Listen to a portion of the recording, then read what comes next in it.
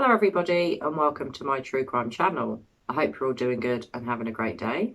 So today I want to talk about a missing 3-year-old boy called William Tyrrell. William vanished on the 12th of September 2014 from his grandmother's home. And just to say, it was William's foster grandmother's home because he was fostered. It wasn't the home of his biological grandparents. So William's foster grandmother lived in a place called Kendall, and that's in New South Wales in Australia. As I said, he vanished from his foster grandmother's home on the 12th of September 2014, where he'd been playing in her garden.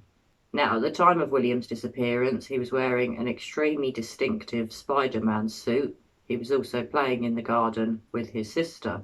At the time, his mother and his grandmother, or foster mother and foster grandmother, were somewhere on the property, but it would appear that they weren't watching William when he vanished. So this is a 7-year-old cold case that until recently was very cold, but at the moment the police are looking back into William's disappearance, and this is because William's foster parents have recently been charged with harming or hurting a child. Now at the moment the Australian police haven't said much more other than William's foster parents have hurt a child. I can only imagine it may be one of their foster children.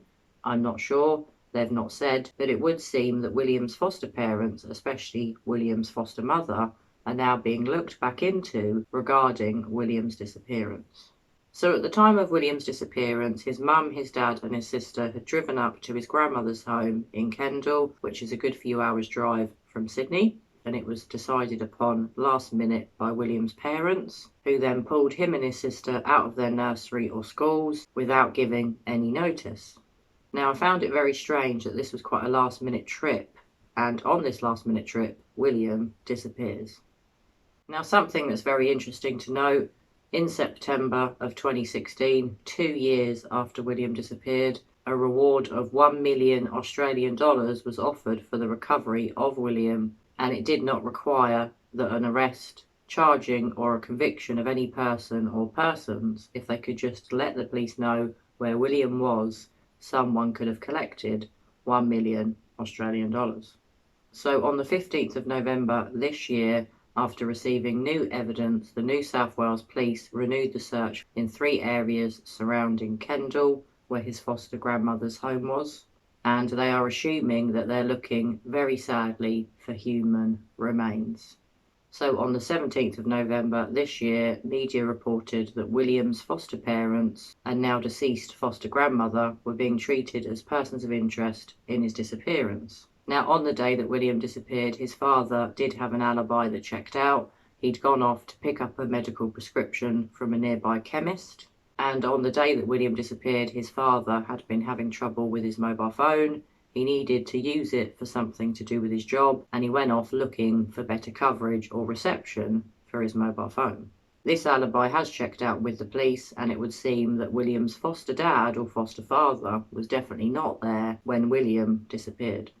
Now, what is interesting is when William disappeared, William's foster mother took his foster grandmother's car and drove around the local area looking for him.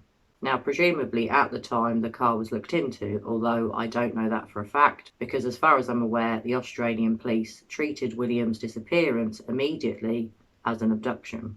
It would seem that William's foster parents were not initially looked into, although I would imagine they were looked into a bit, but it would seem the abduction theory is what the police went with, and perhaps they missed a trick and missed evidence that could have proved otherwise.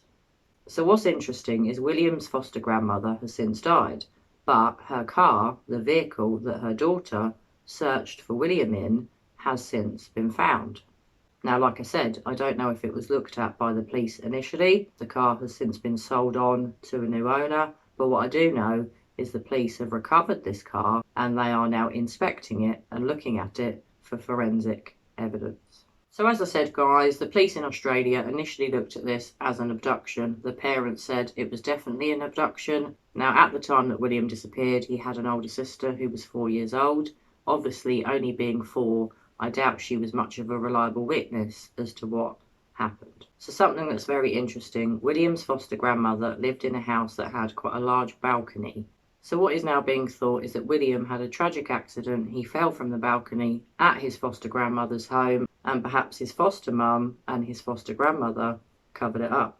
Now, if that is true, sadly, William's foster grandmother has since died. So if she was involved or had some sort of guilty knowledge about what happened to William, we're never going to know because she's no longer with us. So the house that William disappeared from was on a road called Benaroon Drive, which, as I said, is located in a place called Kendall in Australia. Between 10 a.m. and 10:25 a.m. on the 12th of September 2014, William and his sister were playing hide and seek in the front and backyard of their foster grandmother's home. Now, it was claimed that William's foster mother and foster grandmother were sitting outside watching them. It was said that his foster mother went inside to make a cup of tea. She became worried after she hadn't heard from William for 5 minutes, and she then began searching the yard and the house. Shortly after, William's father returned and helped with the search and began knocking at the local neighbours' houses. At 10:56, William's foster mother phoned 000 emergency services to report him missing, and the police arrived at 11:06 a.m. William's foster mother's last ever memory of him was him pretending to be a tiger and roaring and making the noise roar whilst he was running towards the side of the home, and then there was a silence and he had disappeared. His mother said she looked for him but had no success. Obviously they didn't find him. 7 years later, William still hasn't been found. Now really, the foster parents were ruled out by the police quite early on in the investigation. There were not many persons of interest in the case for the local police, other than a washing machine repairman who apparently visited William's foster grandmother's home to fix or repair her washing machine only a few days before William vanished. This particular man has been ruled out, but really he was the only person of interest that we've ever really heard about, other than now the foster parents are being looked into, as is the foster grandmother, even though she's dead. This case is really giving me vibes of Summer Wells. Not only did William disappear from a family member's home, he was only gone for a few minutes before the mother or the foster mother realised he was gone, and potentially could the foster parents be involved or have guilty knowledge? I do believe that Summer Wells's parents, Don and Candace, do know what happened to Summer, and I'm now wondering the same about William Tyrrell's foster parents. I think they've got guilty knowledge. I think they know what happened to William, and I really hope and I pray that justice is done soon for William and the truth finally comes out.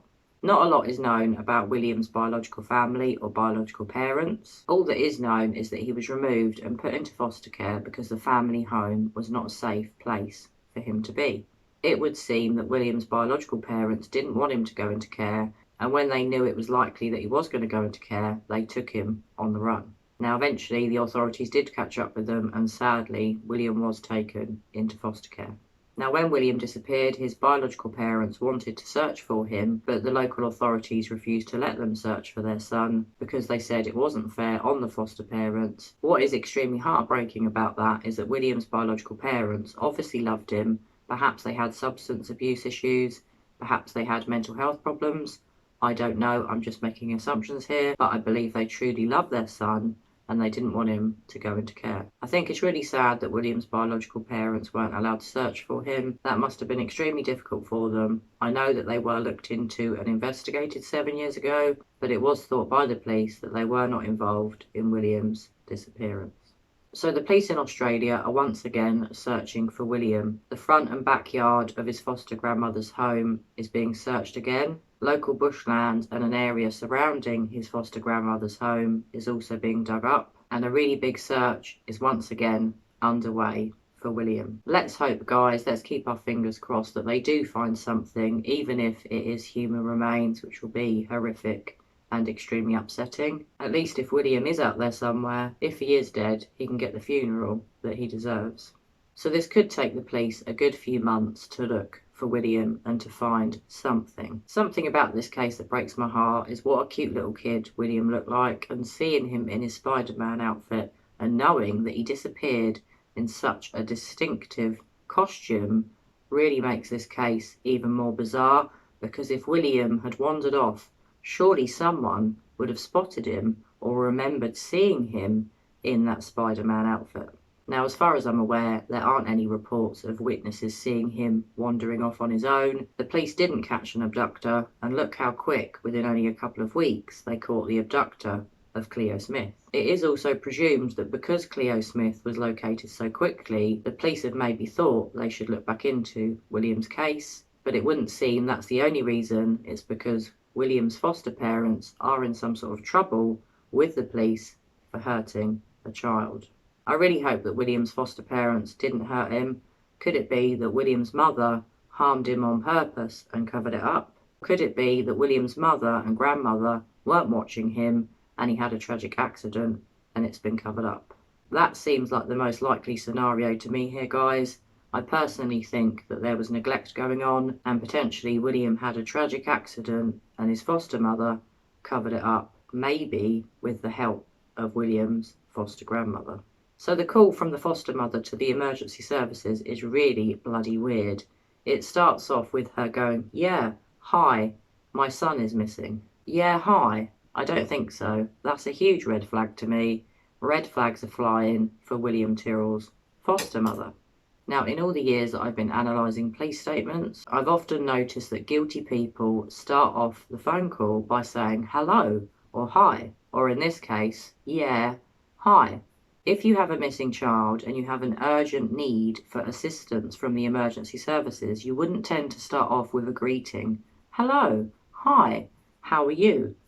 No, that's not how a call to an emergency services telephone line should start. It should start, my son is missing, help me, my child is gone, my son, William, is missing. No, we start off with a casual, yeah, hi. So I have now read the full transcript from William's foster mother's call to the emergency services, and I found many red flags within it. So I'm now going to play you the call from William's foster mother to the emergency services that was made on the day that William apparently vanished. Police emergency, this is Simone. Yeah, hi, my son is missing. He's 3.5. Okay. Sorry? What's your address? Benaroon Drive, Kendall. Okay, Benaroon Drive in Kendall? Yes. All right, I'm just going to bring that up on my map. It won't be a moment. Thank you. How long has he been missing? I think we've been looking for him now for about 15 or 20 minutes, but Okay. I thought it could be 5, it could be longer, because he was just playing around here. We heard him, and then we heard nothing. Okay. So what the nearest cross street being Ellendale Crescent, is that right? So what is it? Ellendale Crescent? I don't know. This is my mum's house. Okay. Hang on. There's another lady out helping us look for him. I'll see if I can find her. But it's Benaroon, BENAROO.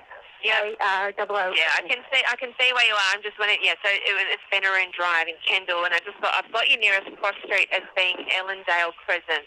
It could be. I don't know. Okay. So he's been missing since about 10:30. Yeah, I'd say so. Okay, can you describe him to me? How tall? Obviously not very tall. No, he'd be about 2.5 feet. He's wearing a Spider-Man outfit. Yep. What colour hair has he got? He's got dark sandy-coloured hair. It's short, and he's got really big browny green-coloured eyes. Okay. What's he got? Any shoes on? Do you know any other distinguishing features? He's got a freckle on the top of his head when you part the hair on the left-hand side. Yep. You'll see a freckle on the top of his head. Okay. All right. Do you know where he might have gone? We actually live, Mum's property is near a state forest. Okay. And they're on huge blocks. We've walked up and down Benaroon Drive, and we can't find him. Okay. What's his name? William. What's William's surname? Tyrrell, Tyrrell. Okay. Has he been known to sort of go anywhere? No, this is the first time. The first time he completely out of character. There wasn't anyone suspicious in the area? Any vehicles? No. Okay. Well, not that I'm aware of. I was out there talking with Mum and my other daughter, so... Okay. And we heard him roaring around the garden, and then I thought, I haven't heard him. I better go check on him. And okay. All right. find him. We'll send police to see you at Benaroon Drive in Kendall. We'll also get the message broadcasted to all the cars to keep a lookout for him as well, Yes, okay? Thanks All very right. much. Thanks. Bye-bye. Bye. So just to go back through the transcript of the call to the emergency services for you guys, it starts off with the foster mother saying, "Yeah, hi, my son is missing. He's 3.5." The operator then says something that was inaudible. The foster mother then says, sorry. The operator says, "Your address?" The foster mother says, "Benaroon Drive, Kendall." The operator says, "Okay, Benaroon Drive in Kendall." The foster mother says, "Yes." The operator then says, "All right, I'm just going to bring that up on my map. I won't be a moment." The foster mother then says, "Thank you." The operator then says, "How long has he been missing?" The foster mother replies, we've been looking for him now for about 15 or 20 minutes, but..." The operator then says, "Okay." The foster mother then says, "I thought it could be 5. It could be longer, 'cause he was just playing around here. We heard him, and then we heard nothing." The operator then says, "Okay, so I've got the nearest cross street being Ellendale Crescent, is that right?" The foster mother then says, "Sorry, what is it?" The operator then repeats, "Ellendale Crescent." The foster mother then says, "I don't know, this is my mum's house." Hang on, there's another lady out helping us look for him. I'll see if I can find her, but it's Benaroon. The operator then says, "Yeah, I can see where you are. I just wanted, yeah." So it's Benaroon Drive in Kendall, and I've got your nearest cross street as being Ellendale Crescent. The foster mother then said, "It could be, I don't know." So the operator then says, "So he's been missing since about 10:30? The foster mother says, "Yeah, I'd say so." The operator then says, "Okay, can you describe him to me? How tall? Obviously not very tall, but approximately." The foster mother replies, "No, he'd be about 2.5 feet. He's wearing a Spider-Man outfit." Then the operator says, "What colour hair has he got?" The foster mother says, "He's got dark sandy coloured hair. It's short, and he's got really big browny grey coloured eyes." The operator then says, "Okay, would he have had any shoes on? Do you know any other distinguishing features?" The foster mother then says, or should I say stutters, he's got a freckle on the top of his head. When you part the hair on the left-hand side." Operator, "Yep, you'll see a freckle on top of his head." The operator then said, "Okay, all right. Do you know where he might have gone?" The foster mother then says, we actually live, mother's property near a state forest." The operator says, "Okay." The foster mother continues, "And they're on huge blocks. We've walked up and down Benaroon Drive and we can't find him." The operator then says, "Okay, what's his name?" And note here, guys, at this point, the foster mother still hasn't said the name of her missing child. Isn't that a huge red flag? So just again, the operator says, "Okay, what's his name?" The foster mother says, "William." The operator responds, "So, what's William's surname?" The foster mother says, Tyrrell, Tyrrell. The operator then says, "Okay, has he been known to sort of go anywhere?" The foster mother then replies, "No, this is the first time." The operator says, "The first time he's wandered off?" The foster mother says, "Completely out of character." The operator then responds, "There wasn't anyone suspicious in the area? Any vehicles?" Weirdly, the foster mother responds, no. "Well, not that I know, not that." That's quite a strange response, in my opinion. I was out there talking with my mum and my other daughter, so..." The operator then says, "Okay." The foster mother then says, "And we heard him roaring around the garden, and then I thought, I haven't heard him. I better go check on him, and I can't find him."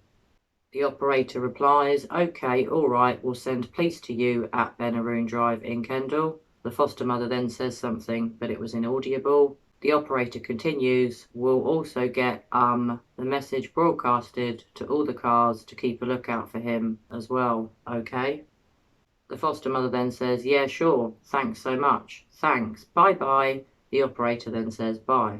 Now, normally when someone has a missing child, their call to the emergency services is urgent. They urgently need their help. Don't tend to start the call with hello or how are you, and they certainly don't end the call, thank you, thanks so much, bye-bye, bye-bye. Really? Red flag. Huge red flag. My red flag is flying for William's foster mother. I'm sorry, but it is. Out of all of the emergency calls that I've analysed over the years, generally the majority of guilty people start off the call like any other call with hello, how are you? You alright? There's no need to say hello, how are you? You just tell them, my son is missing. My son William is missing. It would also be good if you could use the person's name. If the name of the person that's missing isn't used, that's always a massive red flag as well. I found so many red flags in that telephone call that I want to do a separate video analysing it in much more depth, and I hope to have that out for you in the next few days. So guys, I want to know, what do you think about this? Had you already heard of William's case? Do you live in Australia? If you do, I'd love to hear from you. I'd love to hear from someone that lives in Oz, so you could tell me just how big a case this is in your country, because from what I can see, William seems to be the Madeleine McCann of Australia. So please do share your thoughts with me, guys. Pop your comments below. Had you heard of this case, or are you only hearing about it now? Do you think William could have been abducted? Or like me, do you think that his foster parents are involved in his disappearance? Do you suspect that there was a tragic accident? Or do you think something much more sinister happened? Either way, let me know what you think. If you think it was something that I've not mentioned, another theory, please share your thoughts with me, because as always, I love discussing the cases that I cover with you. Well guys, I'm going to be looking into this case a lot further. I'm going to be doing a lot more deep dives on the investigation and on the statements given by the parents. I will be doing more videos on William's case, and the next one that I hope to have out is a much more in-depth analysis of the call William's foster mother made to the emergency services on the day that William vanished. I do suspect the parents have guilty knowledge, especially William's foster mother. Well, as usual, guys, I just want to say a big thank you and a hello to all of my new subscribers. I really do appreciate all of you guys and your continued support of my channel. Well, anyway, guys, I hope you're all well and having a great day. And as usual, I'm going to be back with you all very soon for another true crime video. Bye for now.